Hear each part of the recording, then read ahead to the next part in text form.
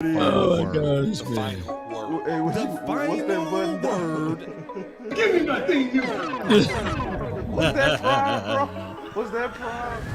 It's prime, man. Flip my JSU all the way over, man.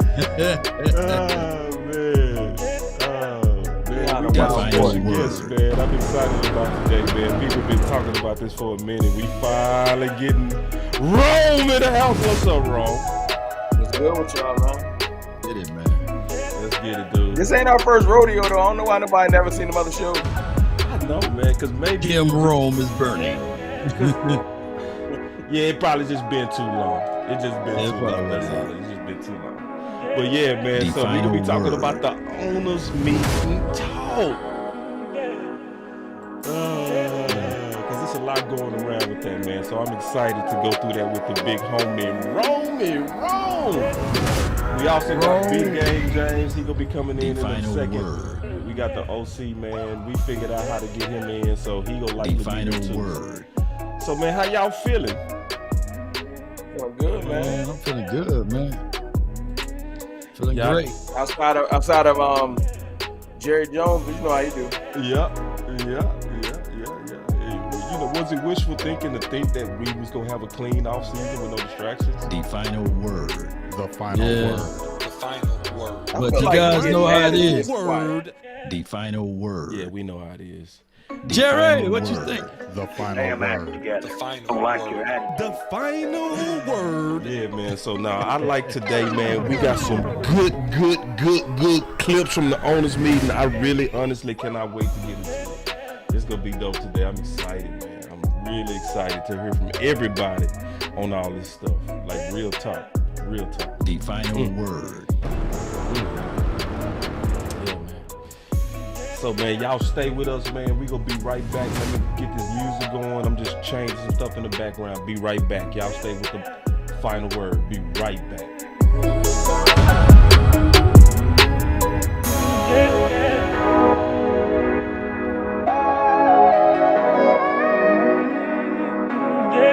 The final word.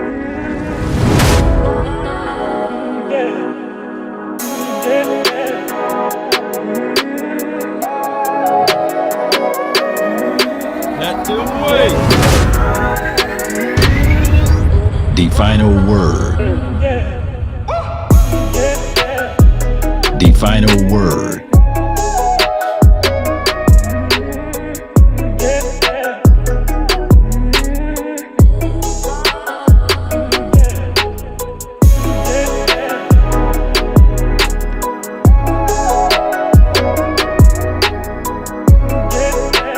The final word. The final word.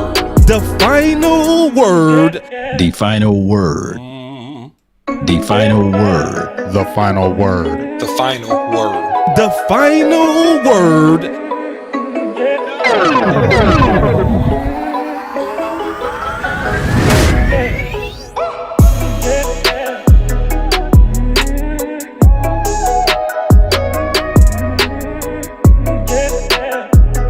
The final word. Yeah.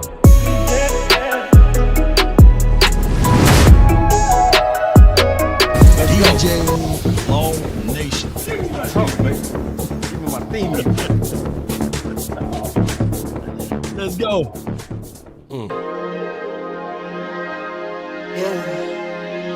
Yeah, I just wanna run it up. Can we check or something? I've been really in the field, let up, yeah. I've been really in the field, let her rush, I let her feel. Lately, I just wanna run it up. Don't need no deals, I make the deal. Half a ticket to a meal. Lately, I just wanna run it up. Yeah. Kinda check or something. Lately, I just wanna run it up.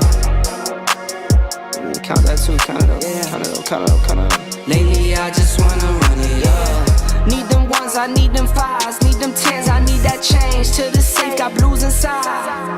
Come on. Greens and pinks, it's all the same. I still save and roll my change. Take some losses when I play, charge it to the game. I'm with L, yeah, I'm with T-Black, I'm with Rabbit now. I'm with Bay, yeah, I'm with switch your size, now it's about loyalty. You switch size off for the bag, and that's worth more to me. I mix Nike with designer, I experiment. You just rock what's on the shelf, and I'm not feeling it. Search for the one, but baby girl, it's nothing real as this. Can't trust a soul, I keep a hammer, call it too legit. I've been really in the field, love the rush, I love the feel. Lately, I just wanna run it up.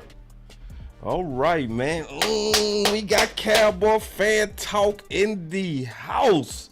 Man, first of all, man, let's start with you, man. Obviously, man, you're not new to the channel. You're not new to anything going on, man. What's up, man? Welcome. What's good with y'all, man? How y'all feeling? Oh, man, chilling on it, man. So, obviously, it's been a whole lot of news going around, right? Especially from this owners meeting. So, I kind of got this already kind of broken down. Like, I got it broken down. So, now, before we kind of get into all that stuff, I want to kind of first kind of get y'all... No. I ain't gonna do it like that, because I'm gonna wait till Big them get here. You know why too, Law? Because we got to talk about the Zeke stuff. You know what I'm saying? Him and the OC, we got to talk about that. We gonna say that. I was gonna start off with Zeke. Now we gonna start off with something else.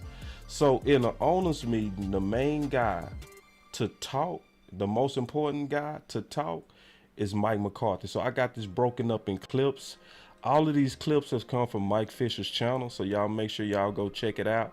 The full, the unedited clips is on, the link is in the description, so y'all go check that out.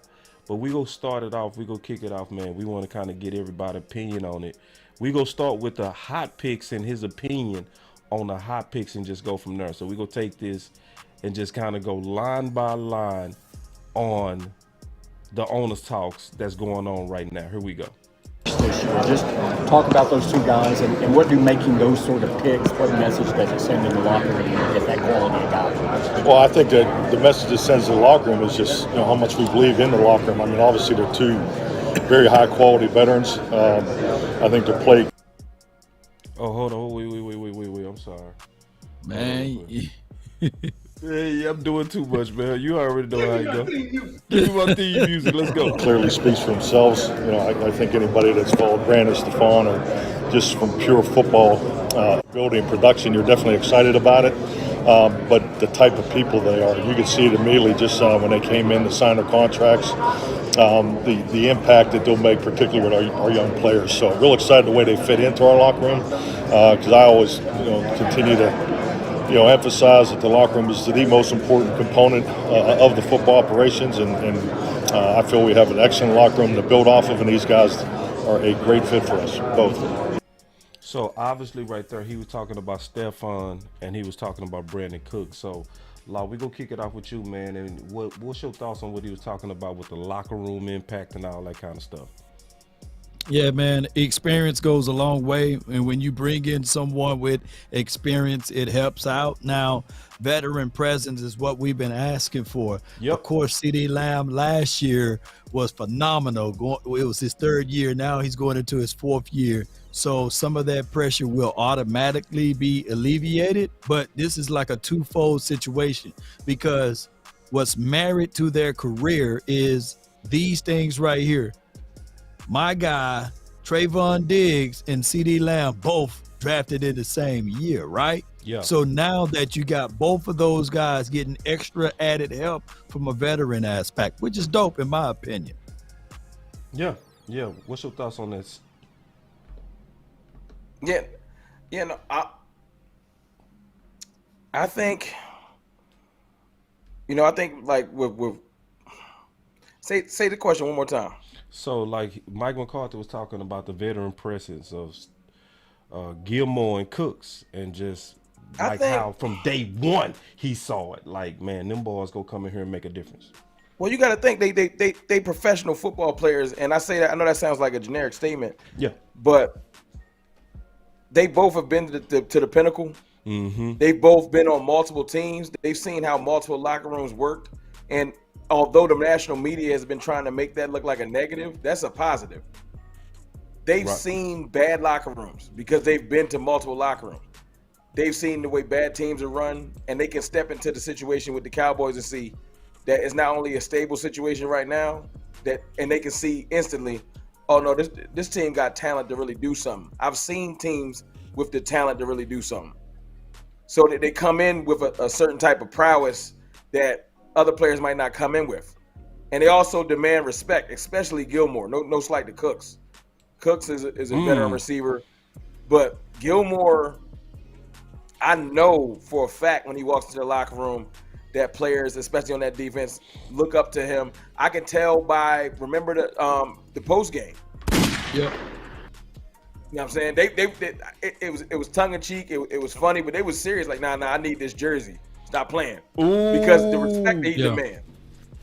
You know what I'm saying? Yeah. So I'm looking at it like,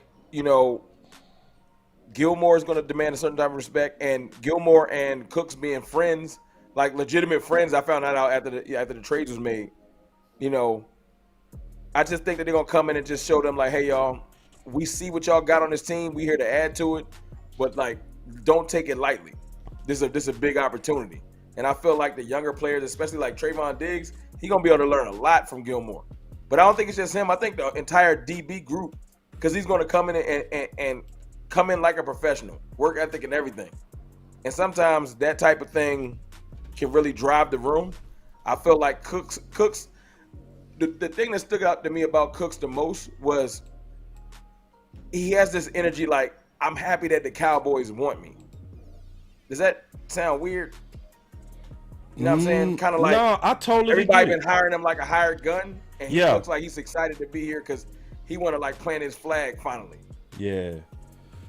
No, man, I love it, man. And you can't overlook that. You can't. You gotta respect that, the fact that you can't overlook the fact that being in Houston for the last couple years, you could lose motivation. Yeah. Without question. Yeah, you can. Facts. Yeah.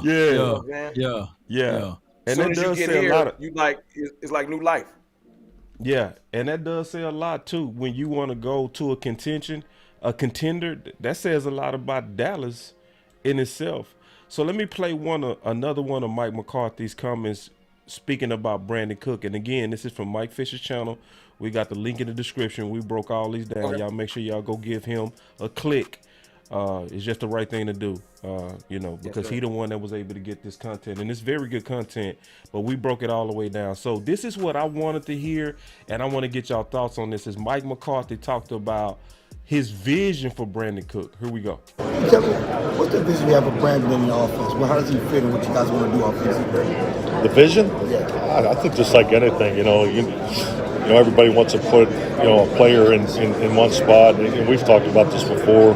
The versatility of wide receiver play to me is key because when you can play, an individual inside and outside, obviously it gives him more flexibility to get, create more opportunities for him personally, but it also makes the other guys around him better. So I think you can see that now with CD, his ability to play inside and outside, and to have that type of versatility. But I think if you're going to line him up, his outside vertical routes, I think is exceptional at. You can see the production that he's really had in every scheme that he's played in too. So, we have looked at his route tree, the routes that he's primarily been used at, what he's been productive at. So, we'll pay close attention to that. Start with you this time, Ro.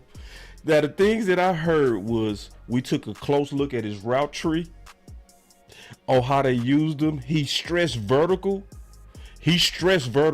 But the thing that I loved is the versatility. I want to get your thoughts. I like this is funny. There was this chart when we first got Cook. Somebody put this chart out on Twitter, showing all of the routes that Cooks were good at. And the irony is, like, all of his routes that he's really good at were stuff that we didn't emphasize in our offense. Right. The last three years. Right. Stop routes and comeback routes were his worst routes, which is ironic. But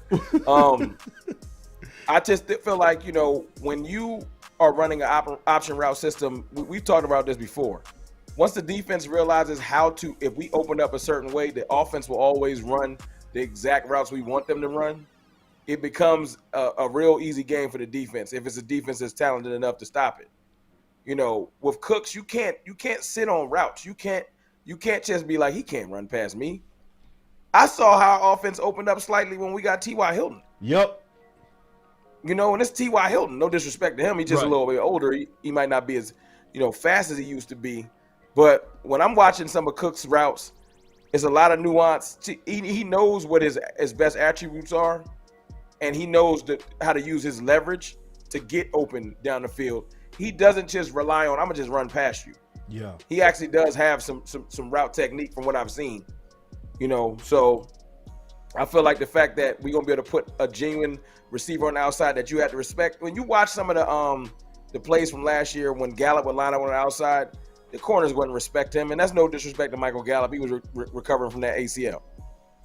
But you can kind of see in the back pedal, the corners, no one respected the fact that he might keep running. Yeah. Yeah. So I just feel like just Cook's mere presence is going to change a lot, especially for CeeDee Lamb.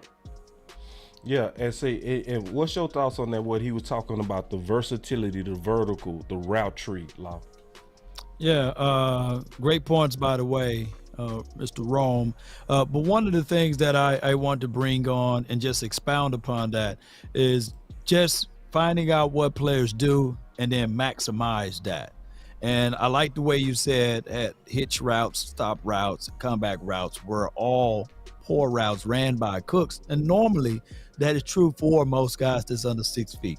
When you have a safety bearing over the top, ready to come down and field, those are the less likely routes that can get you in space to keep moving. And if you look back at this would help bring an extra element to the table, a guy that can take the top off the defense, and it should bring forth deep overs, your individual over routes as well, your shallow drags, and that is what the busy work that he can do in a route concept and scheme. Now, as far as my guy Michael Gallup, when he comes back, I just hope that they destroy the hitch and the comeback routes for him and put him into some favorable routes for the outside wide receiver, your slants, maybe a few slow goals, maybe some post routes and some seams for even Michael Gallup. And what this do is you can have some clear routes underneath, and that would make this team more and more efficient, even with their route concept.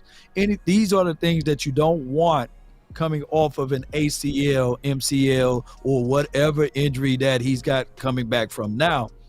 It's routes where you have to stop your weight and distribute it to another side. And that's why I think that Kellen Moore's system was very poo for us, because he didn't put people in favorable positions. And I know I'm long on this delivery, but I'm going to close it on this one. Yes, indeed. I'm going to bring it home on this one. He said that CeeDee Lamb had he could play inside and outside. Yep. You got now guys that can all play those inside and outside, even though Gallup, hear me out, Gallup primarily play on the outside. But now you can do a lot of busy work with that, because all three of those guys can play that particular role and within the confines of the system that they're going to bring. And one other point that Mike McCarthy said today is that he's trying to make the offense less complicated. Oh, wait. No, I want to get on that. Wait. Hey, I got the clip. I can go on. Because you was just going to go on. Let me play that clip real quick. I can do this for hours. Go ahead, bro. Hold on. Let me add one thing to what Law was saying. Yeah. Basically, I just want to say this, because he said something real small and nuanced I might not have caught. You know, the offensive coordinator that we lost, that is gone, he had a whole lot of, I don't feel like this guy can do this in his repertoire. Right. To work to a point where he wouldn't even give people a shot. Like, reason why I don't really know what Jalen Tolbert is, because he just wouldn't put him on the field. You know, I don't think Michael Gallup could do anything inside. I'm not even going to never even try and give it a shot. You know, and I think that CeeDee Lamb is primarily a slot. Just that's how I feel when I see him play outside plenty of times and have success. It's just he was so, what do you want to call it, tunnel vision, to where I'm gonna do things my way. I'm never going to even fathom the concept of maybe I can put this player over here because it's a mismatch. You know, it was almost like like I've heard people describe him as like a joystick. No disrespect. No, that's disrespect. That's damn. My point is, just is a video game to him. It wasn't really as serious as far as the game strategy, the flow of the game, and everything like that. We heard Mike McCarthy touch on that. It's more so, I'm going to run this because I think this would be fun, instead of just realizing that, okay, in this game, this particular player is a mismatch for this or that, or I'm going to run CD Lamb in the slot no matter what. I don't care if it's a mismatch on the outside. And it's just, when Law said, that it wasn't favorable for Gallup to be running those certain routes, it's almost like he would see it and realize it and be like, I'm still running that route with Gallup. I don't care. Right. And that's just, it's silly to me. Hey, first of all, I see some birthdays. Happy birthday, bro. Who else's birthday is it? I see some birthdays in here, man. Happy birthday, C. That's a day one on this channel. Man, we appreciate you a lot, big dog. Happy birthday. And I agree with Mickey. Turn up, not just this weekend. The new rule is you got to turn up the whole month. For me, it's the whole year. I celebrate my birthday the whole year. But for you, dog, it's the whole month. Now I'm messing with you. Happy birthday, dog. Happy birthday, dog. Happy birthday, dog. Now, here we go, because I can't wait to get into some more of this sauce. Because, see, you already start going there, Law. You start going there. I can't wait to play this. Here we go. Because, see, this owners meeting is real. And I started with the weak stuff. It's going to get better. Here we go. Pre-snap decisions, does that go pre-snap responsibilities of a quarterback? It seems like a small thing to talk. It's hard to quantify on the outside. Is that sort of thing as well? Just give him less, or is that even possible the way the game's played now? Football's it's an easy game. If you want your guys to play faster, give them less responsibility. So wait.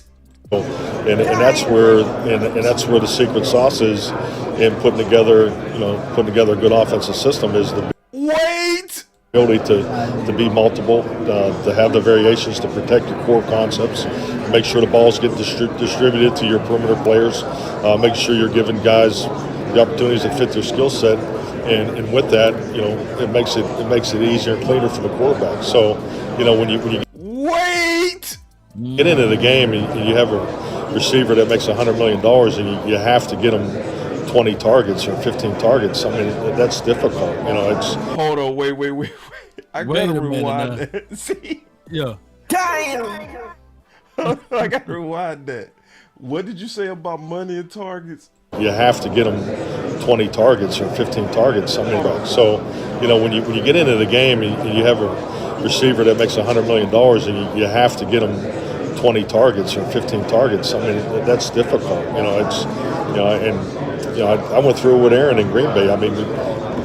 Just he throws it to the open receiver, and our perimeter players will understand that we'll create the opportunities, but everybody's got to do their job, and he can't be in a game worried about trying to get a guy the ball. That's my job. That's the coach's job. So, and I think with that, and it's human nature. It happens all the time. It's a guy's frustrated. He needs the ball, and everybody's personality is a little different. So, these are all common challenges that you go through all the time, and we just want to be better. Just want to take another step. That's a lot right there, man. That's a lot right there.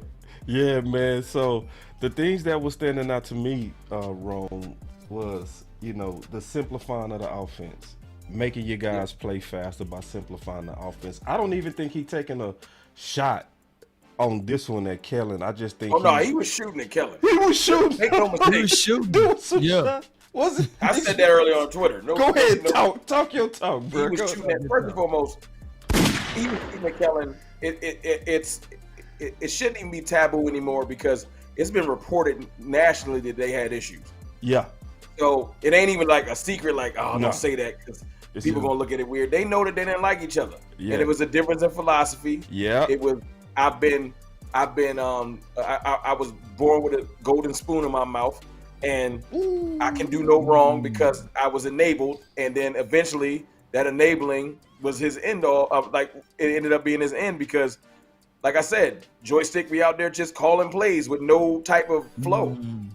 You know what I'm saying? And the fact that we drafted a receiver that was so hyped up last year in Jalen Tolbert, like I'll keep going back to that. And the fact that it's the whole next year, I have no idea if he's bad or good. Yeah. He ain't get a shot. It ain't like I can point to like 5 plays in a year, like every time we threw the ball at Jalen, it just ain't work out. Yeah. You know, and what did Jalen Tolbert stress to Mike McCarthy's point? I was thinking too much. It is what it is. I couldn't just fly. You couldn't just put. That's why, and this is another reason why we couldn't bring certain receivers in during the year, because they probably like, hey man, let's go get that receiver. Our receiver room looking weak. They gonna understand this complicated system.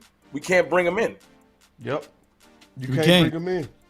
This was uttered too, even from your boy T.Y. He was sitting there like, man, this is kind of like, hey, it took him. Remember, he wasn't prepared to play that extra week early because of the system that was put into place. Yep. So you on point, man. You right on the money. Look. But Andy Reid can bring in Kadarius Toney and get him in the game within 3 days. Yeah. Oh my gosh. Yeah. How's that even possible? Hood boy. Yeah. Let's add that to it too. Let's just add that to it too. Yeah.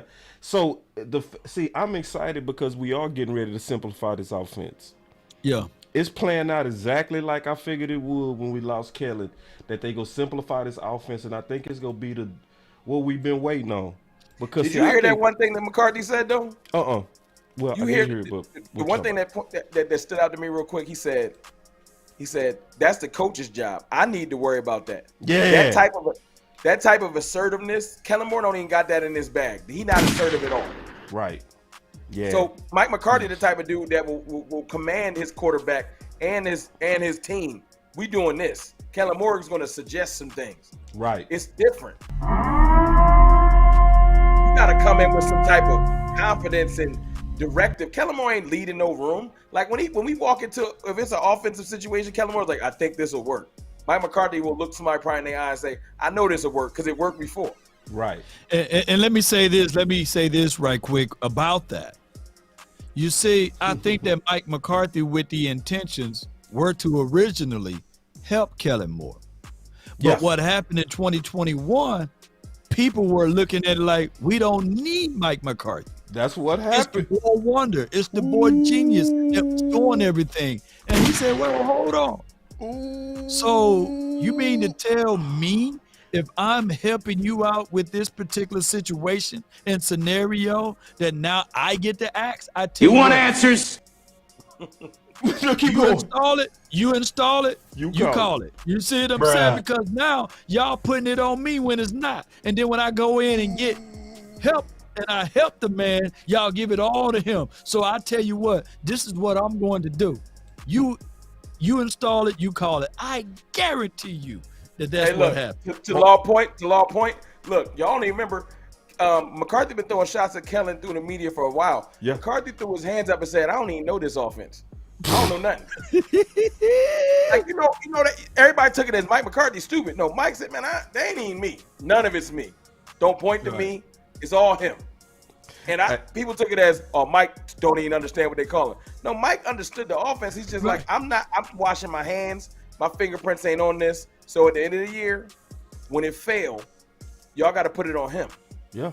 Mike McCarthy was smarter than Wade Phillips. He was. Wade Phillips was that guy that walked right into the axe. Yep. You know, he walked right into his own grave. Because ironically, it was crazy that all of a sudden he got cut and then they started playing better on offense, right? Come on, y'all. It was the same song and dance. I promise you, it could have been Wade Phillips calling Mike McCarthy and say, hey, man, don't do that. Don't do whatever you're thinking about doing to put the fire out. Because what will happen here is that they're going to ask you when things don't come right. Yep. That's a fact. He played it perfect politically. Perfect. Yeah. Now, people underestimate his intelligence. Yeah, his political savviness is top notch. Now I'm finna really show y'all. See, Law, you and Rome say y'all on point because what you just said, Law. Listen to this. People look at your background, they just think about, West Coast offense, how different is this going to look? But is it really, I mean, it's kind of a fusion of the two, and is it really more maybe protections and things like that versus I don't see a huge change in the run component of it. I don't see a change in the run component of it. See, the run part, I'm going to keep that the same. But listen. What's up, landlord? He say, so the final word, boss, law wrong, but this because boss producing his, I appreciate that, big dog. I appreciate that. And, I think it's just like anything. If you put 3 play callers in one room and you gave them the same playbook, they're all going to call a little differently. So I think that's to be expected. I think second point is you have to evolve it every year anyways. If we didn't make the change of play caller, we'd be evolving anyways. We look the way we evolved from 2020 when I recommended us run the ball back then. Wait, Law, what did you just say? Look at his face, Law. See, you got to look at body language. Come on, Law. Go back. Rewind it one more time. Rewind for your mind, man. One more time, man. What did Law just say? He said in 20. Man, come on. See, this is why y'all got to rock with Rome. And listen. We'd be evolving anyways. We look the way we evolved from 2020 when I recommended us run the ball back then. Wrong. Am I tripping? Wrong. I told you. He been throwing shots at him for years. Problem is, it's like that break glass moment. You can't once you hear it, you like, hold on, and you almost got to go back and rewatch all interviews where you like, was Mike throwing shots? Yo, hey, he said when I recommended. Law, did I see that? Did we just see that? Boss, go back and watch some of those games. Mm-hmm. And when a bad play happened, watch Mike McCarthy's facial expression. Yeah. When bad plays are called, it's almost like every time, he just be looking frustrated. Y'all remember the Green Bay game? That's when he hit it. That's when he hit the wall. That's when he hit the wall. He hit the wall on that. Go ahead, Law. Yeah. Nah. And if y'all refer to that Green Bay game, please don't go watch my review of that game because, man, I got yellow flag to this day on that game. But I'm gonna tell y'all. It now everything kind of makes sense, right? Yeah, it makes sense. Some throws and some deals were not necessary, and that's what he means. Because a lot of people think that when he say run the ball, it must mean that they're gonna run 45 to 50 times a game. No. We brought Cooks in the block. We needed an extra blocker. Yeah, right. So you don't eat your dessert first, and it's good to eat, but you don't eat your dessert first. And I think that Kellen Moore, he was backwards. He was trying to eat dessert first. He would eat just all type of crazy stuff the wrong way. And Mike McCarthy is talking about putting concepts, principles, scheme, and systems together so that we won't look like a collector or collections of plays. Look, Law. It's as simple as this. If your quarterback, because everybody think that I'll never say anything bad about Dak Prescott. They think it's just he unfathomable. But the 7%. If you look at Dak, say Dak's having a struggle 2 weeks. Right. As an offensive coordinator, you would think, you know what? I'm going to get in the lab and make sure that his next game, it's gonna be such an easy game. I'm gonna create easy throws, concepts, high precision, accuracy routes, so that he can it's impossible to mess up. Yeah. Kellen's like, nah. We gonna throw the book at this dude. We gonna run more option routes. Right. Dessert first, now, We gonna make you throw in between Fred Warner and another linebacker in a playoff game. We're not gonna create no easy concepts, considering that Tony Pollard hurt. You know what I'm saying? We don't have anything in our bag. He have no contingency, no emergency plans. When his system break down, Kellen just like, look, man, just run it. It'll work. Yeah. And the problem is when you have peer-to-peer coaching, right? Dak Prescott, this is definitely a little bit on him, but here's the problem. He can't grow no more than what he don't know. So it's like blind leading the blind, So when there's things that needed to change, Dak didn't know no better himself. He didn't. So at the same time, for those 7% that say, well, 7%. Dak Prescott, you know what I'm saying, is the problem. And yeah, Law Nation just an apologist. What you want him to do? Let me keep playing this clip. Let me keep playing this clip. Right. Here Play we it go. again. Yeah. Decisions and all. I mean, does that go pre-snap responsibilities of a quarterback? No, I'm sorry. Seems like 2020, when I recommended us run the ball back then, into 2021 to 2022, that's an evolution you need to continue to make. So I think how we play this year will be similar to how we played last year. But yeah, protection, we definitely want to be better in the area of protection. That's something we spent a ton of time on early in the process. I think anytime you can protect your quarterback better, it's helpful. So if you look at, I think we were 68% completion percentage last year. We want to be above 70. So we're just trying to, you're always trying to improve your efficiency. So obviously the giveaways is another thing we're focused on. But so to me, those are all normal focal points in the off season, and that's where our focus has been. Now I want to play this one real quick. To see this next part that I'm getting ready to play. I'm almost certain nobody peeped this. All right, so this is a big deal of what's getting ready to happen in our offense. So listen close, and we go around the circle. Now we finna pick up. Now if you ain't been paying attention, pay attention, because the vision of our offense, he finna let it out the bag. See, because it's one thing about these owners meetings that I want to kind of say is different. Remember when Mike McCarthy's at the press conference, it's a controlled environment, right? So he got only so much time he go be up there. He never want to talk all day because Mike McCarthy is not the type that want to give away a lot. You know what I mean? Right.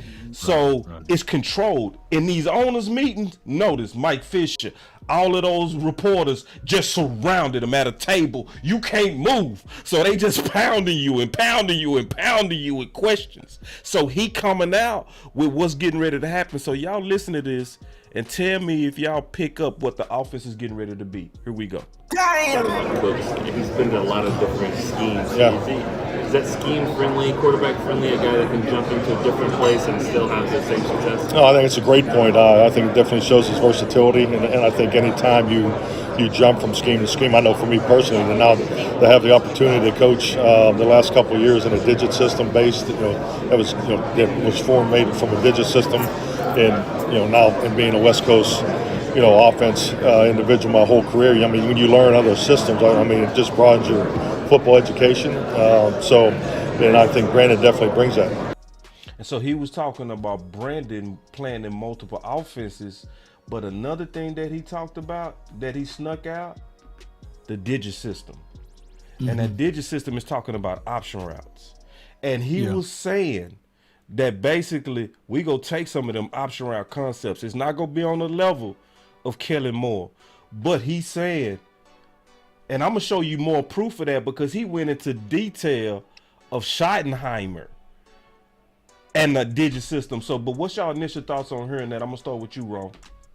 Well, the crazy thing is, to your point, Mike McCarthy said, he said in a previous interview that you've broken down, boss, it's not that he just hates option routes, period. He said there's a place for him everywhere. I mean, in every, let's say every game plan. Yeah. It's the fact that I feel like they were overused. It was just too much. Yeah, it was too much. Poorly used. There was no strategy to it. It was just, we're running option route. You know what I'm saying? Right. But to the other points that Mike was making when he was talking about the completion percentage and where he wants the offense to be, I think it was more so him tipping his hand to he wants the Cowboys to have an identity. You know what I'm saying? And it seemed like when our back was against the wall, we just would throw plays at like anything out there. You know what I'm saying? Like in certain games, like if you look at certain old Green Bay games, you would see when the game was on the line, there was a go-to. There was no type of nervousness. It was like, okay, we got this. And although we did a whole lot of 2-minute drill work, from what I've understood, it still was being ran by Kellen. Like he said earlier in the interview clips, you know, you can give somebody the same playbook, 3 different offensive coordinators, they gonna all call it a little bit different. Yeah, he said that. You know. Yep. So I'm looking at it like this. Mike just wants us to be more prepared. We're just, like I said, I heard an interview where he was called joystick. Basically, he's just out there calling stuff. Yeah. I know that sounds disrespectful because his offensive concepts weren't completely trash. Obviously, they got us to the #1 offense in the league. It's that when you don't have a point of view or a direction you're heading in, you're bound to fail. I don't care how talented you are. And a person that's less talented with a plan will always defeat you if you're more talented with no plan. You know what I'm saying? Mm-hmm. So it's almost like, let's take LeBron James for example. LeBron James might be the most talented basketball player we've ever seen, although I'm a Jordan fan. But the proper strategy, you've seen LeBron lose multiple finals because sports is a game of strategy. And we haven't had strategy on offense. We've just had offensive concepts that work against inferior opponents. Yep. You know what I'm saying? But when the talent meets the talent, and now your true offensive scheme got to dominate smart players, it was a disconnect. And Mike is just saying, hey man, I want to be precise in everything that we do. And as soon as he said that completion percentage should have been higher, because you would think, 68, that's pretty decent. That is pretty decent. Mike's like, nah, we was running the right stuff. Mm-hmm. They would be 72. Right. 75, 72. Right. Yeah, that's let me play this real quick, Law, before you go, because this is the B part, which was later on in the interview. Check this out, and then I want to get your commentary, because he go into detail. Like when you first came here, you didn't change the offensive language. Yeah. And it seemed like a wise move. Do you make some changes in that regard now? And how is the install going? Well, the only language change that we'll make is to the new things, and we've been very sensitive to, how things were called before. Because, So that answers a question that a lot of people have been having about language, right? And keeping the consistency, because a lot of people have been concerned about that. Because you got 2 guys that have been in the West Coast offense, and Brian Schottenheimer and I, and the beauty of Brian, he's also coaching a digit system, and Brian is, So when he's saying digit system, he talking about option routes. Has his own, playbook to say, which is a combination of both. So this is going to be. See, he finally said it. Now we heard it. It's out there now. So Brian Schottenheimer, we gonna come back to that, Law, but he pulled a cat all the way out the bag. So for people that been wanting to see what our offense getting ready to be, Brian Schottenheimer is gonna run a combination of optional route in West Coast. He just said it. That's why I'm happy that they kind of surrounding them, cornering them, keeping them in that circle, making them talk. The only thing I don't like about it is our ops can hear this type of stuff too. But for those of us who want to get a clue of what's getting ready to happen, that makes me feel good that we not totally eliminating option routes. It looked like we just go run it smarter. Very good fit. I think the new wrinkles that we have will probably be terms that we feel fit the current terminology, or if it's brand new, we may use some of the West Coast terminology just because there's history. See, I'm huge into the history of concepts. Just fortunately, being in the same offense for 30 years, when you say flanker drive, you say double, pantcher. I mean, those concepts are more than just routes in a read for the quarterback. So, there's every play has history. When it came into the league, when it was primarily used, we have a thing we call PCP. It's, the player play expectation and what we want out of each play. So, and I think just locking that down a little tighter, I think it'll be helpful for us. Man, great. When we say system, that's one thing. Scheme is another. Concept is another. Philosophy is another. And when y'all put those things together, it's strategy. Mm-hmm. And the Cowboys really didn't do that. We would go for 1 week, 14 personnel. Oh my goodness, unbelievable. 13 personnel. Oh my goodness, unbelievable. And then the next week we'll go into 11, etc. So when I say these type of things, what Mike McCarthy is saying that, hey, history is involved.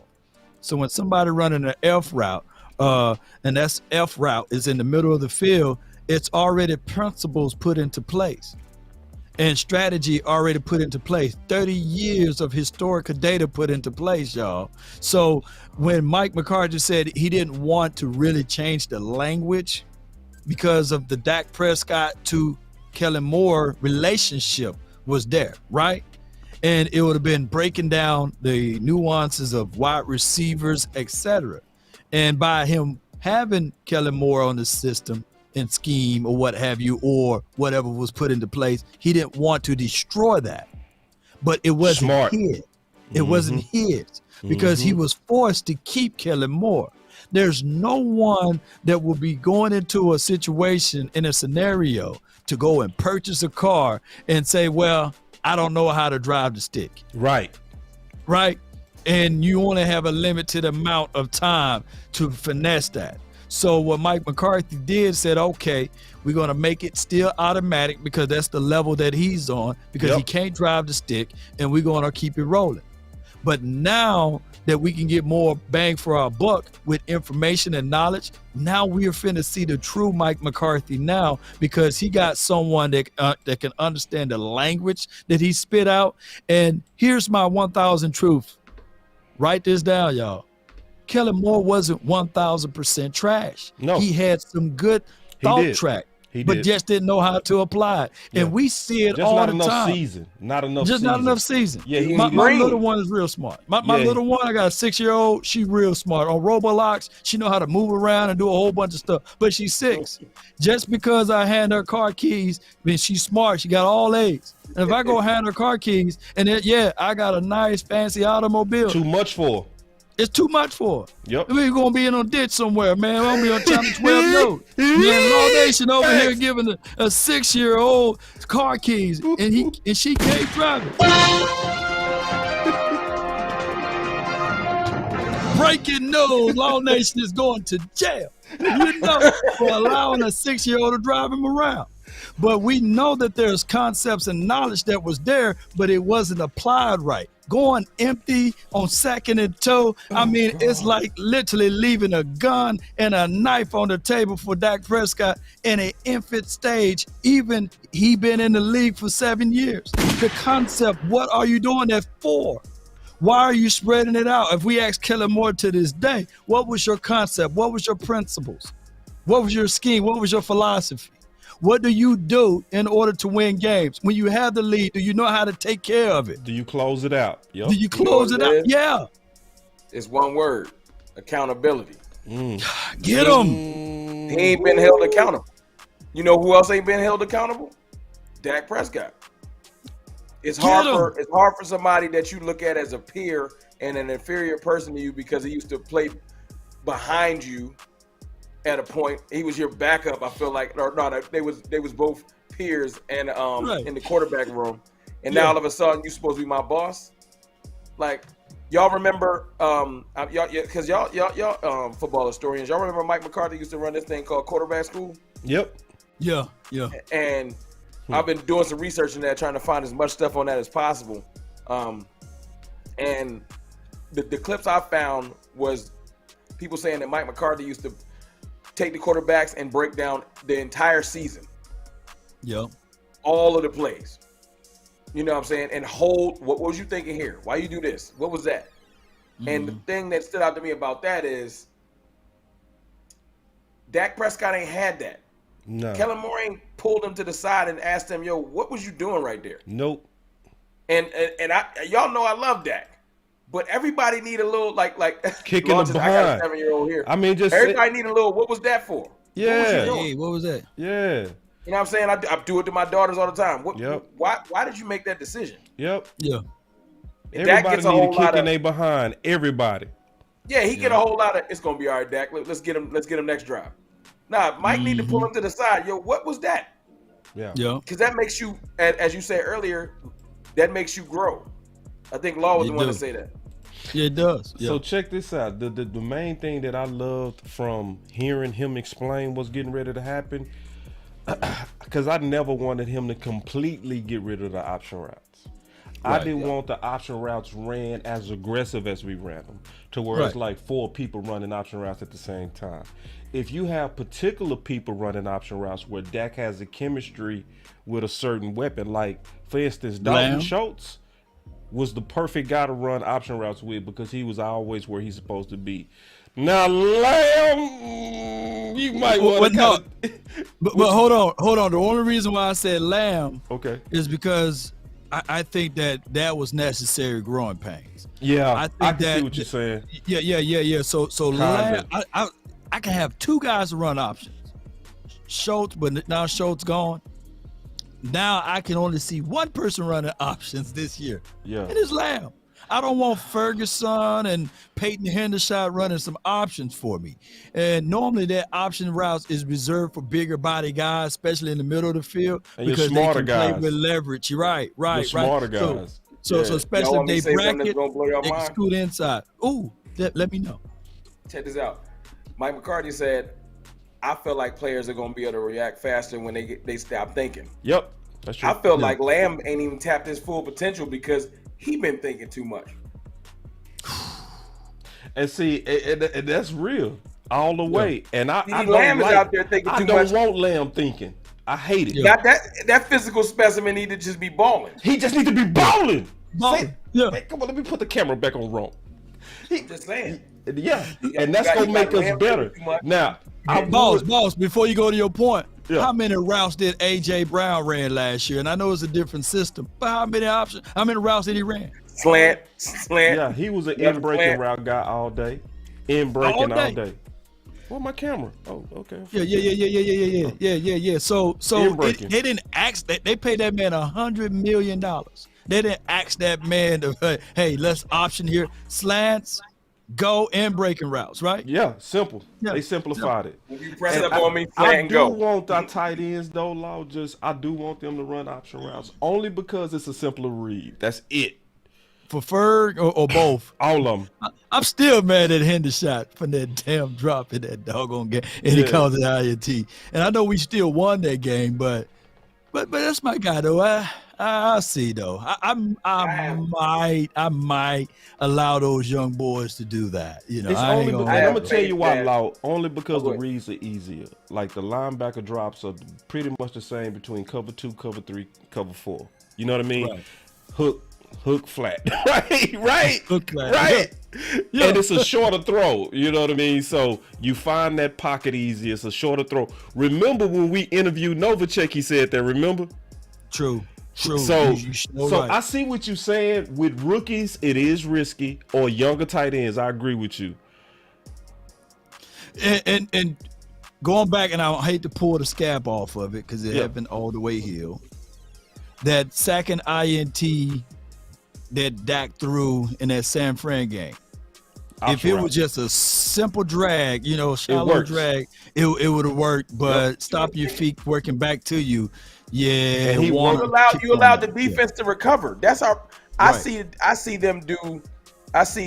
teams take advantage of that on our defense all the time. The ball is out before the defense can recover. We got the players running downfield. They stopping, and the defense has I know what he's about to do. They get to break on the ball, and Dak Prescott, unfortunately, he's like, I gotta let this ball go regardless. I don't even have a good hot route. I don't have no type of contingency plan. I gotta let this ball go instead of just throwing it away, which he probably need to work on doing that in certain scenarios. But when all of your put like this, when the game's on the line and it's 3rd and 10, and because of our system, all the players run the same comeback route. It ain't that it was designed to be comeback routes. It's that the defense didn't realize, if I open up my hips this way on my drop back, they always gonna run a comeback route. They sit. But you know what baffled me though? It's still it's like I'm pull off the wound, I'm pull off the scab even more. And it was 2 different game plans from what you did against the Bucks versus the Niners.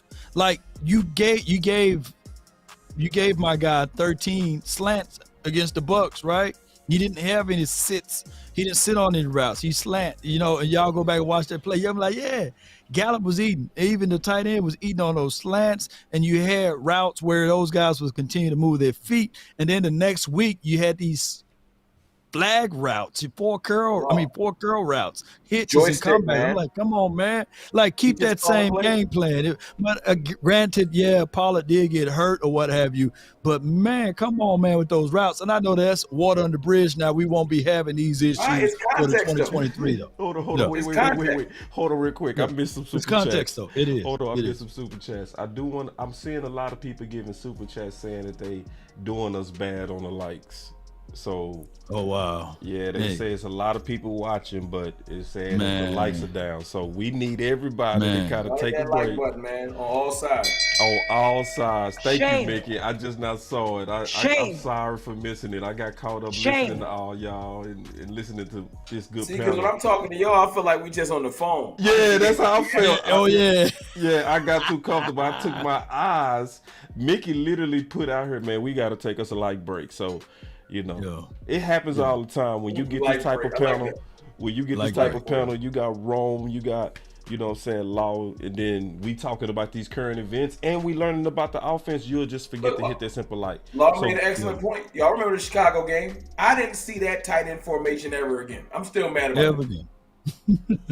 Yeah. Brilliant. No, you Let's get rid of it. Yeah. I'm just like, yo, when we gonna make somebody defend that? We not. We never run it again. It just, that was one time thing. And that's what Kellen do. Like, oh, that worked. I don't need to do it again. That's so confusing to me. Yeah. Now that's like who started the Wildcat back and it was brought it back? Was it Miami? No, that was Miami. Yeah. That was Miami. Yeah. Ooh, they beat the brakes off the Patriots, and then the Patriots eventually. But when they brought the Wildcat, and everybody started biting off it, right? Yeah. Yeah. Cadillac, what if they ran the Wildcat one time and just was like, nah, that was cool, and just never never did it again? So I found one of your super chats, Mickey. Did I miss another one? But hey, check this out. Let me know, Mickey, if I did. Just leave your comment and I'll take it again. I'm sorry. But check this out. Now, I'm sorry, we got to get into the goofy stuff. Y'all ready for the goofy stuff? Is it wee woo or just goofy? It's wee woo. Wait. Let me just let it play. Now, this is going to confirm it, and we going to kick our feet up and talk about this one. Here we go. Talk about protection a lot. And Tyron Smith coming back and just where Terrence Steele is and his return and how you envision, because you had 3 pretty good talks about how you envision. Yeah, we've been talking about that, and it's hey, get your your 5 most veterans on the field the same. Now he talking about Terrence Steele. Time, I mean that's a very fair outlook, but how you train those positions, because you're definitely 17 games it's a long year, and we haven't had the 5 linemen with consecutive starts. My time here, you have to pay attention to those statistics. They're real. We've lived that the last 3 years. So with that, we need to train that way. So we're going to have position flex with some of our players. Some of our young guys need to take the next big step, and I think they definitely will. Lasco and Ball, and so I think Matt Farniak's in there every day. So these young guys need to elevate, and hopefully we'll continue to add to that room too. So position flex will be important because ideally I'd love to line up. I mean, I tell you this all the time. Just you look at the statistics of an offensive line that has consecutive starts, it directly equates to winning football games. I think Philadelphia had the highest. So that was some good knowledge he dropped right there, though. That was some real good knowledge. That's some just connecting the dots. Let me play that again. It's a line that has consecutive starts, it directly equates to winning football games. I think Philadelphia had the highest 5-man start this year, if my numbers are correct. So that's important, but that hasn't been the case for us, which is fine. But so we need to train that way. So Terrence will cross-train a little bit at guard. I mean, we're talking about it. Yeah. Wait, no, wee woo. Look at his face, Law. He said with Terrence Steele train that guard. Look at his face. Look, just the body language. Look. A little bit at guard. I mean, we're talking about it. Yeah. No. It is wee woo. Am I tripping? Yeah. It is wee woo. That's wee woo. Slap him with that. Slap him with that drop though. The wee woo moment. Oh, you see this guy? See this guy? Number one bullshit guy. He do the wee woo. They asked him about guard. He looked like what? I hadn't seen his face. Oh, you didn't see his face? Oh, look. No, until now. I had seen the quotes earlier, but I hadn't seen his face. Watch his face. Watch how he looked like. What? Yeah. No, watch. So that hasn't been the case for us, which is fine. But so we need to train that way. So Terrence will cross train a little bit at guard. I mean, we're talking about it. Yeah. Yeah. You want it, bro. We talking do you about like it. pistachio We ice talking about cream? it. Yeah. We talking about it. We talking about it. He said. Well, Yeah, we talking about it. Hold on, let me keep playing. Talking about it. We haven't got in there with those guys yet. All season program starts in April, but yeah, we're looking at all those things. I mean, you got to pay attention. Time is it? All right. Hi, boss. Take care. They pulled him on Mike. I'm telling you, boy, they had Mike cornered up in there. See, because it's a whole lot of wee-woo going on with that, man. It's a lot of wee-woo. So they over here talking about Terrence Steele at guard. Let's go around a circle on that. Let me start with you, Law. You saw when he stood up, I bet you he had some sweat under that armpit in that jacket. You know what I'm saying? Because, man, that's a wee-woo moment, man. Because here's my thoughts on it. And I'm not going to leave anything out for the unknown, but let me just say this. You got a guy that's coming off from an ACL surgery. He's recovering. And not only do you don't want to pay the man early, you trying to put him in a new spot. And we all know from the quick math that guard get paid less than tackles. And you got the guy, Duke Manyweather, who's out there fighting for his man, to say that Terrence Steele is a right tackle, and you have Zach Martin. Don't put the T in his name, just say Zach Martin. Zach Martin is out there that said that, hey, Terrence Steele is the best offensive lineman on the team. Who said that? Zach Martin. You know what I'm saying? I forgot he said that, Law. He said that. Because I had a dude fighting me on that the other day. Yeah, he said that. So, and my thing is, y'all, why you gonna play around with that? That's wee-wooing, you know? So, see, I would go ahead. I would tell y'all what I think it is. You want me to go and say it down, or bro, if you want to go ahead and talk about this? Nah, look, I've been wanting to talk about this the whole time. Okay, go. Let's do it. I've been waiting on this too. Nah, because look. Our ownership, Jerry, I think he get bored. And I think that it's one of the most frustrating things for Mike McCarthy because you're a little bit away from your mic, big dog. He signed up for this, right? Yeah. And he knew it was coming. Like when he signed up to coach the Cowboys, that Jerry every once in a while is going to throw stuff out there that don't need to be thrown out there. Yeah. But his response, I ain't see that facial expression until now. Yeah. So I do believe, because I was a little frustrated earlier. I thought they were serious. I do feel like they got a plan at left guard. They just don't want to show their hand. True. That's what it is. Yep. But that's what I think it is too. I don't like the messaging that they're sending to Terrence Steele. You need to be getting behind him with confidence. And maybe they're behind the scenes like, look, man, don't pay attention to what we're saying. But the fact that he uplift, like from the beginning, when everybody downplayed Terrence Steele when he came in the San Diego game last year, the year before last, rather. You know what I'm saying? To where he is now, and to have your owner come out and be like, yeah, you know, Terrence is going to be a good swing. Like, I just ain't like that message. That's disrespectful. Yeah. He's earned the respect to be like, nah, he our right tackle.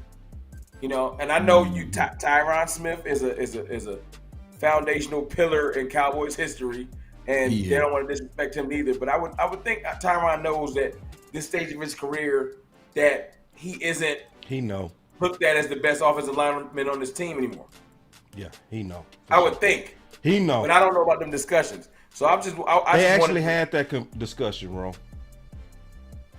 Remember when he went up there and he said he wanted to play right tackle? That's because they had that discussion. Remember that? That's true. That's true. So he knowing his role. He knowing he'll swing. Let me tell you what I think going on. I'm gonna be all the way on this. Please do. This is a trash ass bluff. That's what's going on. Now, this is a bluff, bro. And this is about this. I think they trying to accomplish 3 things. They bluffing for the draft because they really looking at tackle. This is why I know they looking at tackle. When you read between the lines, what Mike McCarthy been talking about, protecting Dak. Law, where have the sacks been coming from? Has it been coming from the interior or the tackles? Has it been coming from the center guards or the tackles? It's been coming from the tackles. So how you spending all this time talking about you want to protect Dak, but you but you pretended like you got to shore up left guard? No, if you trying to say you trying to protect Dak, you looking at tackle. So what they trying to do, in my opinion, they bluffing. They going out there trying to send a signal. They trying to say we are looking at left guard because they trying to get the scent off of them actually looking at the tackles in this draft. So who they want, DeJuan Jones? Yep, I think they looking at all them dudes. And they trying to throw the scent off because it don't make sense. Like, it's too big of a bluff. Like, they overplaying this bluff. Hey, I give you that. Because everybody talking about it. It's you're right. It's a little too much. Yeah, it's too much. It's too big of a bluff. They overplaying they bluff hand. They see, and it's another thing they doing, in my opinion. This is a publicity stunt, right? Yeah. So at the owners, so they want to get all the eyeballs, so they throw out some wow. They get all us talking. That's what they always do in off season. National media ain't even get it yet. That's tomorrow. Oh yeah. Tomorrow they're gonna be talking about it. I hope they never get it, honestly. But you likely right. You likely right. I can see them picking up on this tomorrow. You know they usually a day late. You right. You right. You dead right. They likely gonna be but I think this is a major bluff. Colin Cowherd gonna be out there like. So the Cowboys are gonna play. They gonna talk about guards on the herd. And Dallas. Yeah, they trying to be cute, and it's like, now you showing your hand. Now, if I'm a scout, I'm not going for it. You know what I mean? If I'm from Philly, I'm saying, okay, I know what they doing. They really targeting one of them tackles. You know what I mean? Because this is just a quality. Because why would you show your draft strategy a month away from the draft? Why would you go out your way to say we trying to solve the guard need? Come on, bro. You know what's gonna happen? Somebody gonna jump up and take a Vila. Somebody gonna take like last year. Right. We were so pointed at guard that they started taking all the guards, and we had Tyler Smith circled the whole time. Exactly. That's why I actually like this bluff. I do like this bluff. I just think it's an overplayed bluff. It's overplayed, but here's my thing though. I would not get mad if they draft DeJuan Jones and say, "Hey." Me too. I promise you, man. I'm moonwalking, baby. From this conversation. DeJuan Jones and Tyler Smith on the left. I'm moonwalking, baby. You know what I'm saying? Yeah. And see, and they trying to be slick. I see what they doing, and I love it though. But I still see, because what was they calling Tyler Smith all last year? A left side player. Right. So that means you was cool with him playing left guard or left tackle if need be. But now y'all try to act like y'all got him marked down in permanent ink at left tackle. Stop it. You know what I love about this though, y'all? The thing I love about this is Tyler Smith is one of those players that he really is down for the team. Yes. And he's not going to make any fuss. He gonna finally get his "you a left guard" papers, and he gonna be like, all right, let's roll. He not gonna complain. Like, you gotta celebrate that, because everywhere ain't like that. Yes. But see, this the thing, wrong, because me and the OC had the same conversation. And that's funny you said that, because the OC said that too. Now, this is the funny thing, though. We only got one more year for him to stay humble like this. You know what I mean? This is rookie humble Tyler Smith. But once he make an official Pro Bowl, he can morph into Zach Martin overnight. You know what I mean? Like, confident, like I'm that dude, as long as the Cowboys take care of him. Yeah. Like I said, I love our players elevating and developing properly.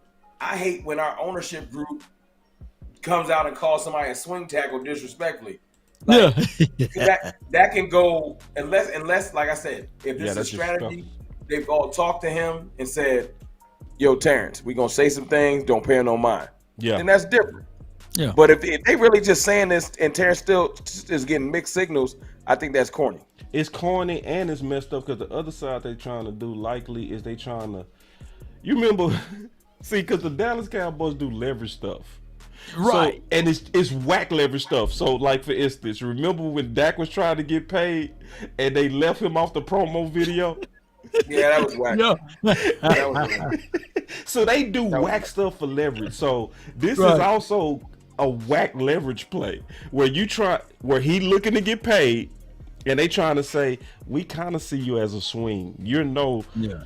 There's no way they can't see his talent. And the teams that will be willing to give you that second round draft pick for that tender, like, wait a minute, the Cowboys in the house are only looking at this dude as a swing now. And it also lowers it also, if he don't go out there and say, well, Terrence still is my starting right tackle and speak with convictions and all of that, then it also weakens the argument for his agent for him to get that top right tackle money. Right. Because if I'm Terrence Steele, I'm looking at Lyle Collins' contract and say, hey, I want that. You got a good soldier though, man. Ain't he like a coach's son? Like, do him right. When you got people like that, you got to do them right. Yeah, but the boys are the boys. I wonder how they're going to play it out with Parsons. Parsons, although I think that they shouldn't be playing around with fire, but he fool around, he might not get that many edge play because which one pays more, edge or linebacker? Edge. So we'll find out, man, how they don't do it with Parsons, man. Oh, they'll play that game until they need them. Then they're going to throw all that to the wind and get back on their edge a little bit. Yeah, and they will play that game. They will. Yeah. But I got to slide in a second, fellas. Okay, all right. We got one more. We got a couple of more subjects. Let me know whenever you got to go. We got you, man. We'll I would say about 10 minutes. All right, cool. All right, so here we go. All right, now the biggest thing is this, though, that I feel good, though. I really do. I feel good that they trying to play poker. They trying. It's just bad poker. You know what I mean? Hey, I appreciate y'all. Y'all swung me because until I saw that video and you laid it out, I was genuinely, I was like, man, why are they messing up this good off season? Like I was sleeping good, man. I was living right. Look, our rivals was hating on us for no reason because they scared. And I was like, man, this is a good off season. And it was like, you know what? We about to have Terrence still play guard. And I was like, see, we can't have nice things. But now the bluff. The way y'all, because DeJuan Jones, you right, Law. I will be. I know everybody want Bijan Robinson, but we get DeJuan Jones. Yeah, it's lit. It's different. They can get 3 of them tackles. Broderick Jones, DeJuan Jones, or Anton, and I'm gonna be lit. And see, this the thing. One of them gonna likely be there. See, Rome, you remember the CeeDee Lamb draft? It was almost guaranteed we was gonna get one of the receivers. Yeah. It was guaranteed because remember that was a deep tackle class and a top one, so we knew they was gonna go first, and they pushed down those receivers. The same thing getting ready to happen with these tackles. With the amount of edge rushers, the amount of we're gonna have 4 quarterbacks go, bare minimum. Yeah, you got 4 quarterbacks, you got edge rushers, you got other positions, you got a couple D tackles. Oh, I don't think there's going to be a run on not him at tackle. Who the one they got ranked the highest? Skoronski, he'll be gone. Yeah, he gonna be gone. Skoronski gonna be gone, bro. Take him. Yeah, take him. So I got the CBS ranks right here, Ron. Okay. And a lot of people hate it when I show these ranks. These ranks are more so estimates. So just look at it as an estimate of popular opinion. So if you look at what the popular opinion is, it's about 5 guards ranked right at 26. Anton, right? We just Darnell Wright. Who's your favorite? Right now, Broderick Jones. Yep. And DeJuan Jones are my favorite. Have we publicly met with any of them or any? I ain't heard nothing on that. See, that's another tip to your. We ain't meeting with nobody. We ain't talking to nobody. Yeah. They showed me with Spears today though. Tulane kid. But look, what do we put out in the public? See, now you got me in my conspiracy theories. Let's go. Let's go. Look, we did put out in the public. We bragging. We got 3 tackles. We got abundance of tackles. We do whatever we want. We tackled up. Ain't no way we taking a tackle. Yeah. Yeah, I think I'm with you. I'm with you. And see, this is because notice also one more thing on the conspiracy theory, because we both putting on our conspiracy hats. Who did Mike McCarthy just talk about in his examples? He said Ball, Matt Lewinsky. So if you talking about protection, but you bringing up tackles, you got a tackle need. You got a tackle need. You know what I'm saying? I'm seeing. I think I'm seeing what y'all doing. I think I'm rocking with you though, man. Nah, I think he told on himself. Yeah. It's a bad bluff. It's a bad bluff. Go ahead, Law. That's a subconscious. That's a subconscious thought. It's a subconscious thought. Perfectly said. Yeah, because I can give him the short answer to Josh Ball. Like, I just don't see it, right? Kick him off the team. I get him. Matt Lewinsky still got potentials to me. It just that I disagree with Matt Lewinsky opting out on not having the surgery.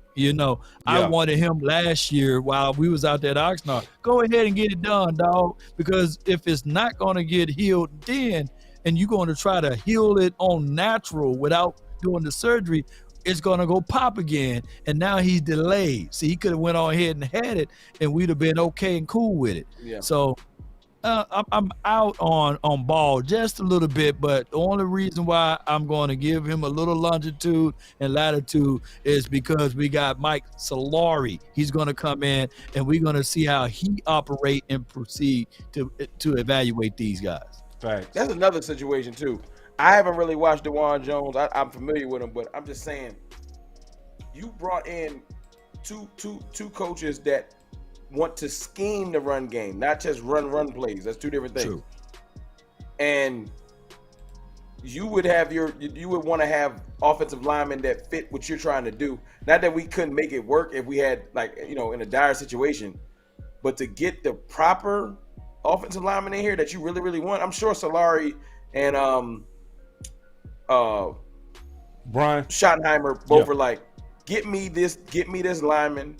I know exactly what we're gonna do, and we can get and I know everybody thinking we're gonna go running back high. We can get a great running back later in the draft. Yep. Yeah, I'm with you. Let me answer these 2 questions right here. Avante Collins and Chuma, those guys, you're gonna break the pool stick, you're gonna put it on the table and say fight. So that's depths. I'm not mad at depth purposes right there. Shout out to those boys. Those both are now journeyman guys, but you can still go into this draft and get some fresh food. You know what I'm saying? Fresh food, and I think you being nice about it, Law. Let's say it like it really is, because I know you want to say it. We got a real chance to completely rebuild this offensive line. Just like that. Yeah, just like that. Yeah. And then it just make the most sense, right? Yeah. So how we know? Yeah, but look. To your point, if you're going to extend Dak Prescott and give him $50 million, I ain't gonna start another conversation because we be here till midnight. But you better if you're going to extend Dak Prescott, you going to protect that investment. You better protect him. You're going to protect that investment. Yeah, I'm certain that. Now I know you got to go wrong, so we go ahead and get your final word in, big dog. Yeah. And then me and Lower clause of that. We gonna talk about Zeke at the end because me and Zeke, we got to take us a victory. Let me say one thing about Zeke in there because I think I know where you're gonna lean. Okay. I'll save this for the final word if y'all don't mind. Okay. I'm happy with the leadership on this team. Yeah. If I can get that across, I know a lot of people for some odd reason they let the media skew how they think about Mike McCarthy and things like that. But I ain't gonna front. This offseason, I gotta give it up. If I could do anything in the final word, I like the way they've been moving. Yeah, they've been moving. I like the way they've been moving. I give them all kinds of trash talk every day. Every day. Yep. Even my man Stephen Jones. I think even they using, now that you got me in my conspiracy theory, I think they even using Jerry Jones like, you just say whatever. Throw everybody off the scent. Yep. Throw that might be part of the strategy at this point. Yep.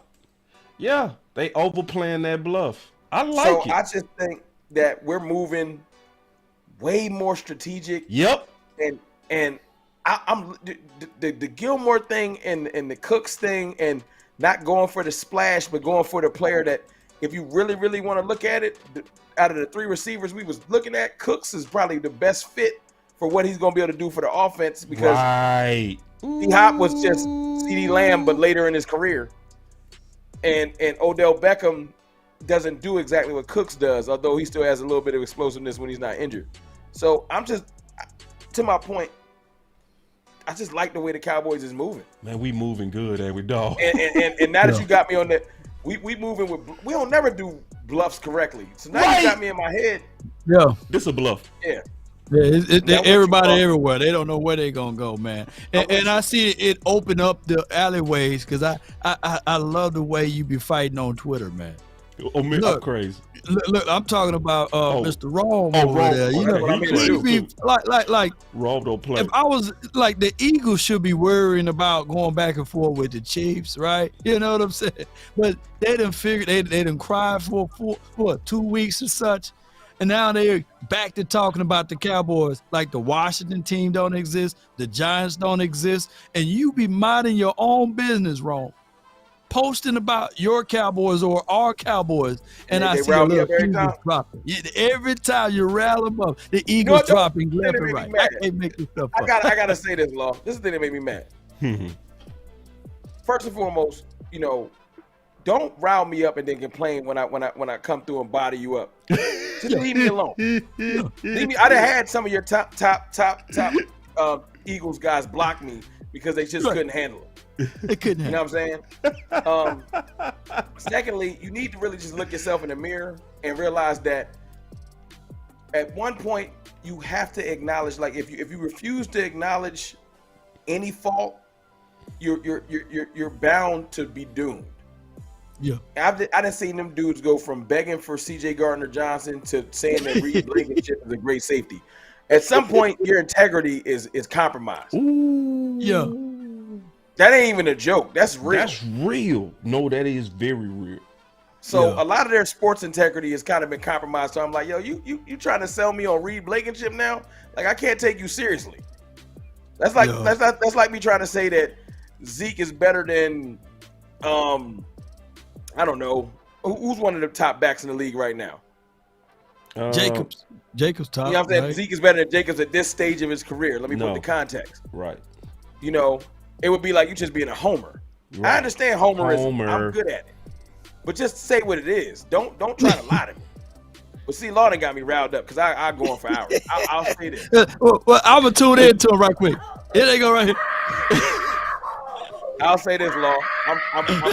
Everybody got a role, whether it's on the Cowboys or not. And in the Cowboys content creation game, I'm frontline. I'm a frontline soldier right now. I know my role. I understand my role. I'm good at my role. And the Eagles fans should hope that one day I stop being good at my role, because I'm going to stay on them until I get tired. It is what it is. So what's your final word? Because I know you got to go, bro. I want to get your final word. My final word is this, man. I like the way the Cowboys is moving. It's one of the most strategic, concise, point of view ways of doing our offseason in a long time. Like, I haven't seen us do stuff like this. I feel like we got a complete plan, and it's being executed. It's not just freestyling. It's been executed. It's being executed right before our very eyes. And now that you got me thinking about this tackle thing, I'm like, okay, they got a plan with that too. So I almost don't want to start celebrating too fast because they might piss me off. Yeah. So I'm going to just say I am happy and pleased and proud of the way my front office and my coaching staff is moving this offseason. You know I'm stirring the Kool-Aid. It's okay too, because I'm drinking it with you, dog. Let's drink it together. Yeah, I'm all the way, man. Y'all clap it up for Rome, dog. I'm so happy my dog came through, man. Please, can we, I know that tonight I had trouble getting set up. I would love to come back on the show whenever y'all free, man. I want to carve out more time and not be short. Yeah, let's no doubt, man. Yeah, we put this together last week, me and you, dog. 2-3 weeks. Next, I'm cool. Yeah, man. Whenever you free, you already know how I get down. Yeah, let's No rock, doubt, bro. man. Because I've been looking at the chat, bro. The chat is loving you. You know what I mean? Well, So I appreciate we y'all, all man. I'm about the fans of y'all community, work, bro. man. We a community. And if y'all stay on, all I'm gonna do is go get in the chat, and my wife gonna be looking at me like I'm crazy. Man, but appreciate it, man. Me and Law go cover the Zeke thing. And we supposed to take a victory lap on this anyway, man. Y'all clap it up for Ron before he leaves. Bro, Man. Y'all once get again, fun. once again. Y'all get me.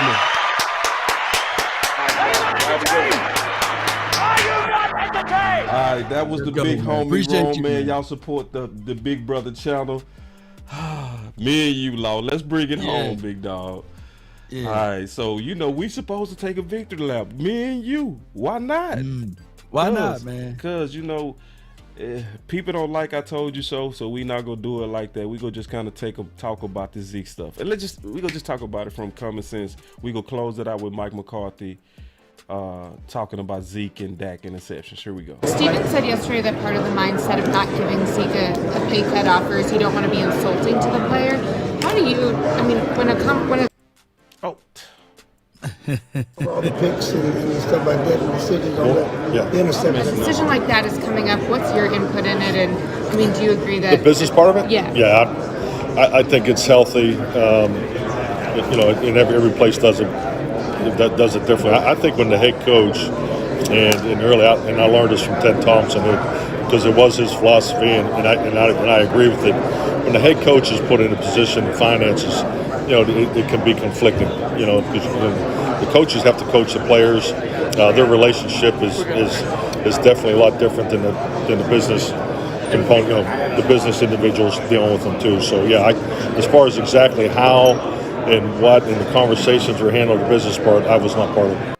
So the whole business side, Mike McCarthy had nothing to do with that. So for people that want to know about that, that's the confirmation of it right here. Now this is his actually thoughts on Zeke, and then we'll talk about it. The decision wasn't to cut Zeke, and what went into that decision? Yeah, I mean Zeke has been a big part of the Dallas Cowboys, both on and off the field. So I think we're all in tune to that, very sensitive to that too. I know in my time. See, notice he said very sensitive to that too. Right. They've been moving like they very sensitive, Law. And it makes sense. They dealing with a leader. I don't think fans really understand Zeke's impact and his toughness to that team. You know what I mean? Right. Like when you go, cause see, that also confirms real quick what Steven said. Steven said, sometimes the best thing is to let them get a feel for the market. The last thing you want to do is do anything that would be insulting to a great player like Zeke. I think, to Rome's point, they are very calculated in on how they doing everything right now. They are not sloppy. Let me let it play. Then you got it, Law. In tune to that, very sensitive to that too. I know in my time, what I admired about Zeke, going back to the pandemic, when we had our meetings out into the Ford Center, and Zeke sat in the first seat, front row, and so I mean he's very coachable, a great teammate. He's loved in the locker room. So I mean, all those things factor. But I think just like anything, the financial puzzle, you're always trying to put it together and trying to build and grow your football team. So these decisions are always very difficult. Toughest decision. So what's your thoughts on that? Well, it seems as if though collectively it's two ways of it, right? Because the moment they had a chance to get rid of the said number, they gave it to Gilmore, right? They gave 21 to him and they washed their hands with it. Now 15 is still available. We're talking about numbers, right? Ezekiel Elliott on another piece of this got a chance to, or was it Stephen Jones, get a chance to, Zeke get a chance to test the market. Yeah. And whatever the market is rendering, he realized that this is what it is. Then he can come back with his hat in his hand and say, okay, all right, well, what are you guys willing to offer? And they probably offer him like an LVE's type of contract. And this could be, from my opinion, a situation where they bring him back after the draft. You need bodies. We had 6 running backs, Zeke's rookie year. And on top of that, when you look at Mike Solari and you think about how his run zone scheme will be in this West Coast system. They run running backs to the ground. And we're going to see what they're going to do. It's a wait and see moment. Yeah. I think that, in my opinion, I think that Zeke will be back based off of the conversation that we are hearing. And the market. We will have to wait until after the draft, though. I think that's what they're going to do. But what's your thoughts on it? I think it depends on Zeke, because I think they want him back soon because of how they got rid of him. They got rid of him the first day of free agency that morning. See, the urgency in that was saying, in my opinion, Law, all right, man, go ahead and go start your talks. The faster you start your talks, the faster we can talk back to you. You know what I mean? So now, as of yesterday, you did a great job of reporting on this on your channel, on how the market and the teams that was put out there dried up.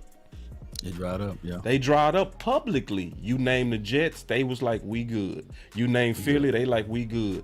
You name, who else he named? It was the Jets. Cincinnati. And they like, we good. So now, what leverage do you have but to come back humble? You know what I mean? Yeah. So he's at that point right now to where what you waiting on. And that's why I think, because you reported yesterday a great job of how the market dried up on him. That was also the same day the Dallas Cowboys was winking, saying, we like you, Zeke. See, because sometimes you got to send them out to the streets, Law. Yeah. Sometimes you got to send your lady, and not you. I ain't talking about you. I'm just saying in general. I want to make sure I'm not disrespecting Law like that. But I'm just saying, just in general, sometimes if they feel like they can do better, go. Yeah. Then when you go out there and you see them dudes ain't worth nothing, you come back and you're a whole lot more humble. Vice versa. You go out there and you think you the player, you can go win all the women you want, and you go figure out they wasn't like your wife. That's where Zeke is right now. You know what I mean? So what you waiting on? Over here, she's for the streets. You remember? Yeah, she's for the streets. They send them out to the streets. From a biblical aspect, the prodigal son, right? Yes, well said. And well said. Way better. We will find out, man. We will find out what Zeke brings back to the table after he had seen all of this happen.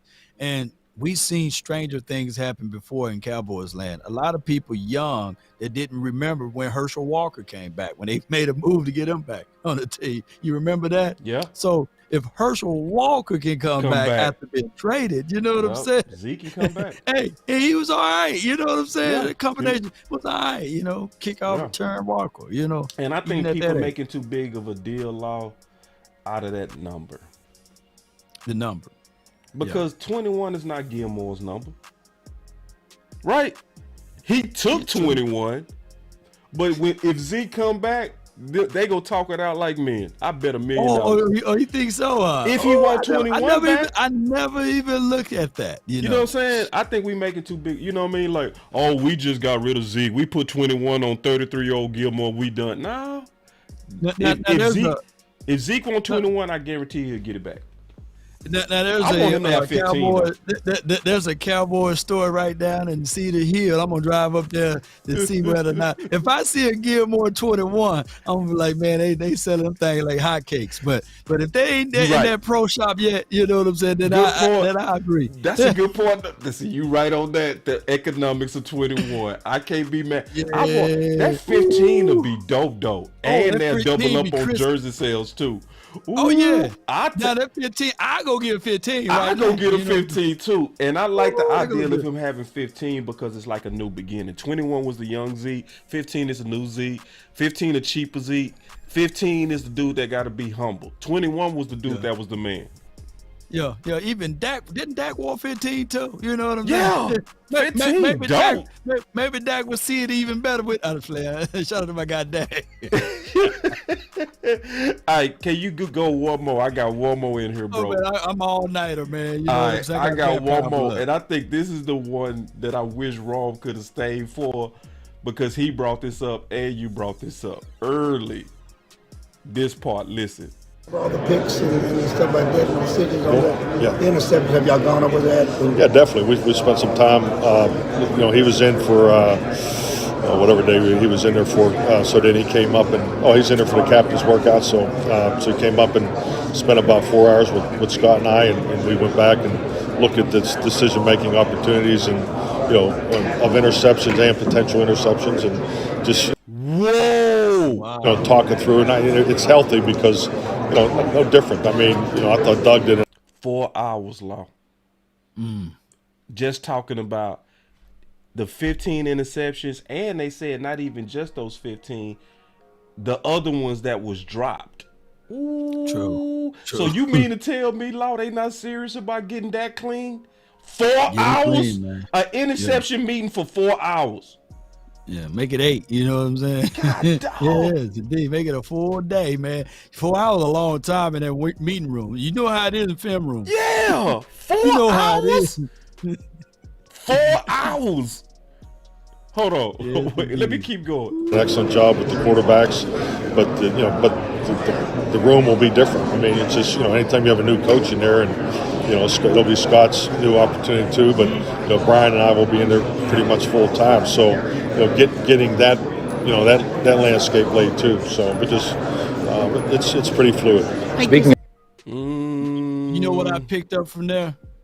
He says, Scott told Zine would be the guy, but he said Brian Schottenheimer and him would be in there as well. I wonder if we can find clips of him saying that previously, before the year 2023. That's something to think about. I don't really think Doug Nussmeier. I don't think them boys get along like Doug Nussmeier, Coach Mike McCarthy, and my guy Kellen Moore. I don't think that they were in that room working it out like that. Nah, I sense that too, Law. I sense it just like you sense it. I also sense anger on Mike. See, I think Mike loved football. You know what I mean? And I think he was very pissed to lose against Green Bay, to lose against the Jags, to not be the number 1 seed. He didn't put it in the public, but he pissed. See, because that's why he made that face when he said in 21, when I tried to say we need to run the ball, and he looked like, when we do like that, Law, like Law, remember I said, you know what I mean? You making the emphasis that they didn't listen to me. They didn't listen to me, and the tone was, it cost us. It did. It did. But the good news about that is you can see that it's a major emphasis on cleanup. I'm saying emphasis on cleanup. And see, that's why we had to do a whole show, in my opinion, on this final word on the owners meeting talks. Now, notice we didn't do a lot of Stephen Jones and Jerry Jones because we're not really trying to talk about propaganda in games. We wanted to talk about the guy that's talking about football, the guy that's all about football right now, the guy that's truly steering the ship. What's your thoughts on that, Lau? No. You're right. The true of steering the ship.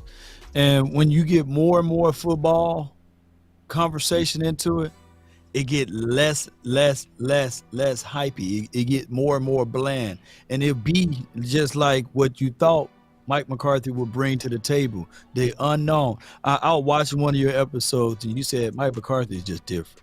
Yeah, he different. He took the names off the back of the jerseys, the numbers away, and we were sitting there like, man, what is going on? You remember that? Yep. And he had tight close-up, views of the player running, and we were sitting there like we wasn't ready for that. No. He put quarterbacks in red jerseys. It hurt our eyes to see that, right?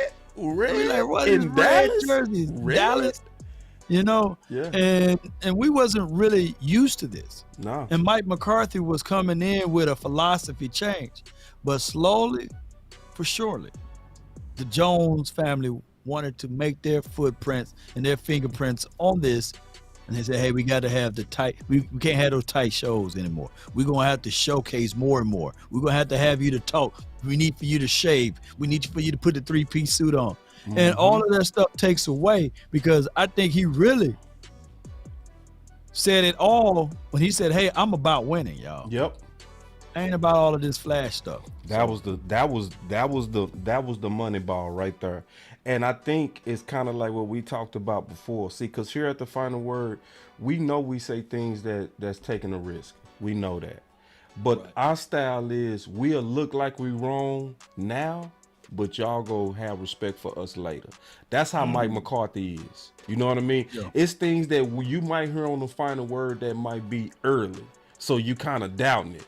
But then after it play out and you look back and say, okay, who was saying it in the beginning? You gonna have respect for Law. You gonna have respect for Big and Boss and the OC and Wrong. Because we put our cojones on the line early. That's our style. That's how Mike is. So I think the Joneses looked at it and said, damn, he was telling us right the whole time. You know what I mean? And it built a respect to where they like, so going forward when he say stuff, they like, yeah, let's rock with Mike. Yeah. So let's get into our Final Word. I'm gonna start it off. So hold on, before you go, I just gotta say this, man. One more point, man. Yeah, sure. No, it's for my guy, Coach Marvin. You know, the Coach Marvin in there, man. Yeah, Lord, just check this out, y'all. You know, Coach Marvin had that deep. Yeah, Lord, let me see, man. You get the super chat. Read the whole thing. Read the whole super chat, boss.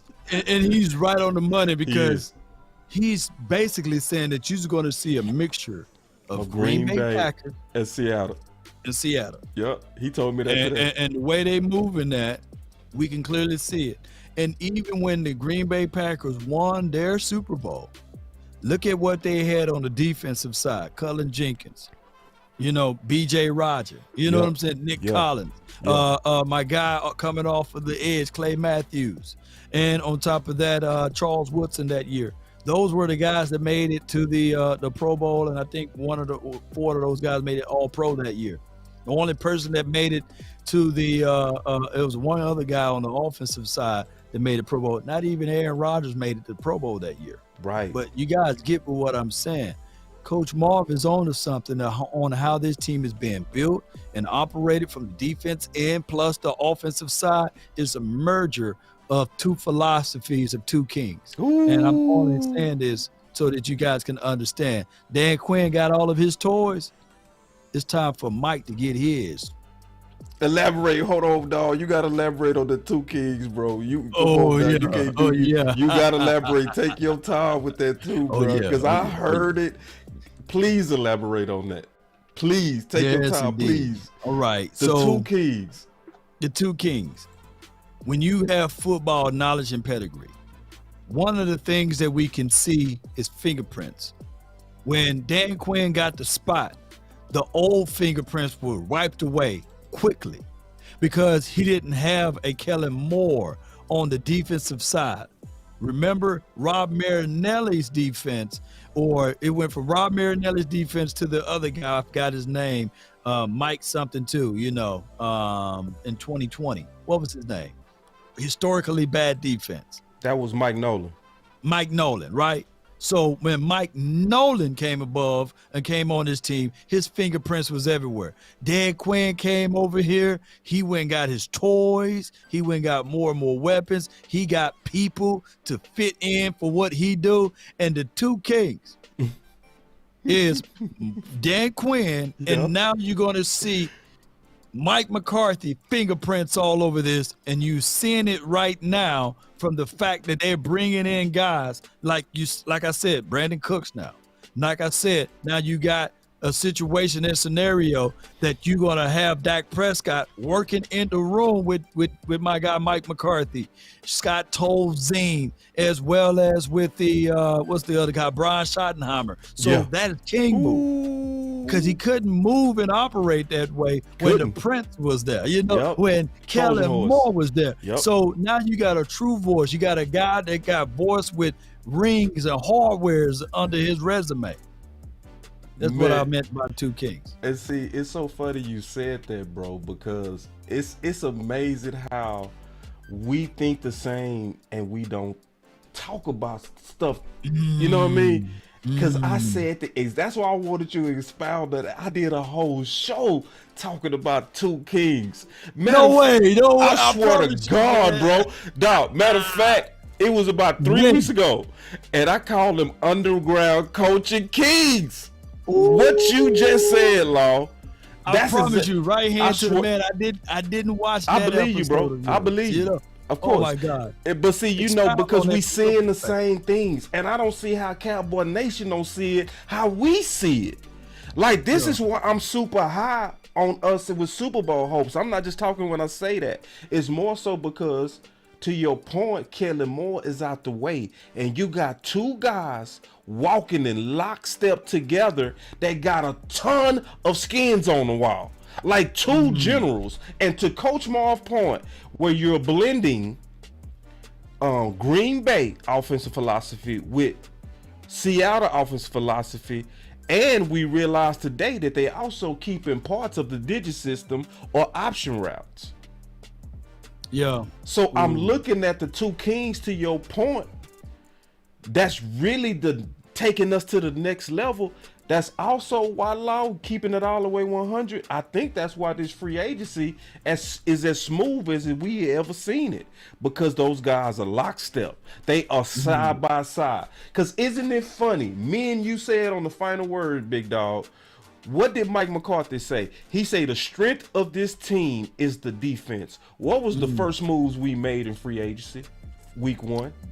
Defense. Defense. So how does that happen unless the two kings are not on the same page? Those two kings are on the exact same. Man, great analogy, Law. Fantastic! And I love it.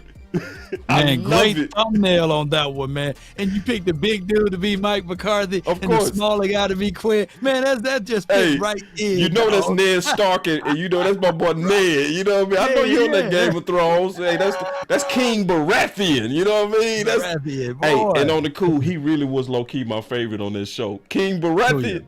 Woo, King. You remember this part, Law?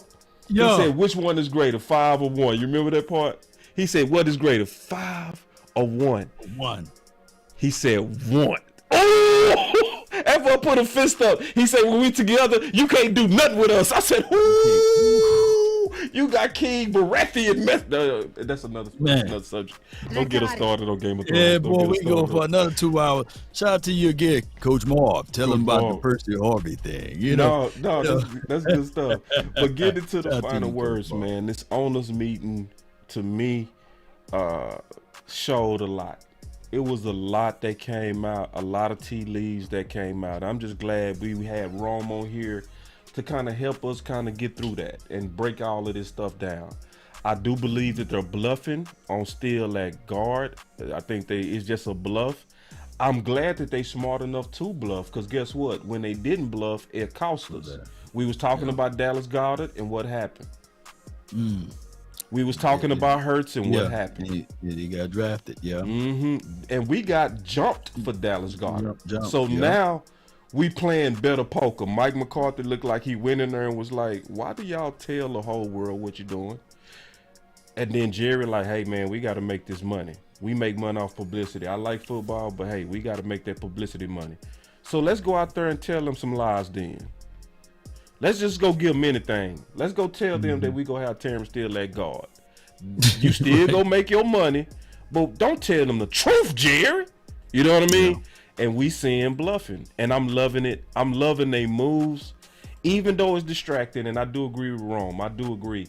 To use his name to call Steele a swing tackle is corny. I love how Rome said that it's corny. Let me show my boy a picture again. That's mad corny. Real talk to do that. But I do get the strategic purpose of trying to throw off your guys. So I like that. I like that Mike McCarthy was clear on likely what our future is going to be. And it's just more and more confirmation that this whole Dallas Cowboy offseason is different, and it's going to make our season different. I'm now to the point where I'm going to go ahead and make my prediction that we go win 15 games. Man. That's my final word.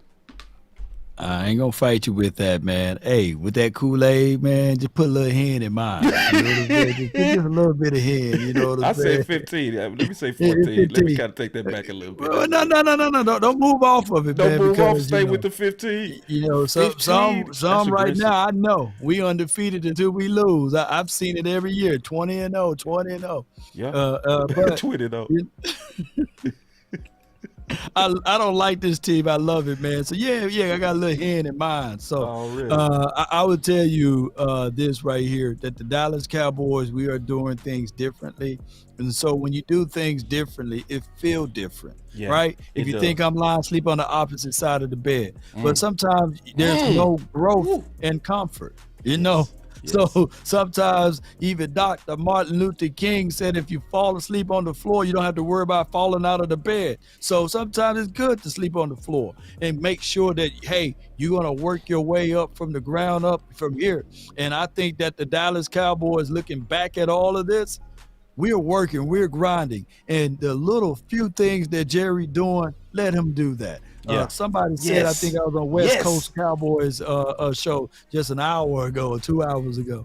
And he said, man, they doing more than just having a conversation in those owners meeting. They may be having something else going on. And so if Jerry Jones want to speak at the age of 80, the tender age of 80 about this team in the operation and throw people off, then throw them off, because whoever we pick in the draft with the 26 is going to be a special thing. And I can't wait, Cowboy Nation. Let's go. Let's continue to grind and shine. Y'all be sure to subscribe, share this content. We're going to throw a big old party when we hit that 100K, and I can't wait to that day, baby. Let's go. How close are you at hitting 100K, bro? Man, I'm trying to get there. My goal is to get there before the draft time for your mind. But hey, it's up to the nation, man. Y'all continue to help grow it, man. Let's help Law, man. Help Law hit that 100K, man. Everybody, y'all heard the mission. He told you loud and clear. The goal is to get there before the draft. Let's get Law to 100K before the draft, to where we can be cheap like we all are. When you got people that got birthdays, right next to special holidays, they put those gifts together. So the gift that we want for the draft day is we want to just have a big old gift to where we celebrate the draft and we celebrate Law hitting 100. Is that fair, Cowboy Nation? Shouldn't we do that? Shouldn't we help get the greatest and the best and nothing but the best to 100K? It's just the right thing to do. This man will be the first fully independent Dallas Cowboys content creator to hit 100K. I appreciate it, bro. God. Yeah. Let's get there, man. Y'all help a brother out, man. HBO. Hey, help a brother out, man. So there it is. 3, 2, 1, drop it. And remember, you're listening to nothing but the best. Drop it hard. Let's go. It's time to All right, that was the final word, man. And let's go, baby. Yeah, let's go. Let's go. Shout out to Rome. Shout out to the big homie, man. Shout out to Big Game James and the OC. We miss y'all. Check us out. Big word, baby. Big word, I see you. I've been really in the field, lot of rush, I love the feel. Lately, I just wanna run it up. Don't need no deals, I make the deal. Have to take it to a meal. Lately, I just wanna run it up. Hey, tomorrow, man, we're gonna be doing Kinda check us out. Let me turn it down. Lately, I just wanna run it up. Count that too, to help support the Women's Month or what have you. So shout out to them. We'll do a show tomorrow. Shameless plug, by the way. One more time, Law. One more time. One more plug. Yeah. Tomorrow, Ashley Baker will be doing a woman's show, a woman's content for celebrating Women's Month or what have you, or Ladies Month. And it will be tomorrow around 6 or 7 o'clock. So y'all be sure to tune in. That need that damn button. Where that damn button? Yes, indeed. Damn! Let's go! Y'all tuned in for the ladies. Can't trust a soul, I keep a hammer, call it too legit. I've been really in the field, love the rush, I love the feel. Lately, I just wanna run it up.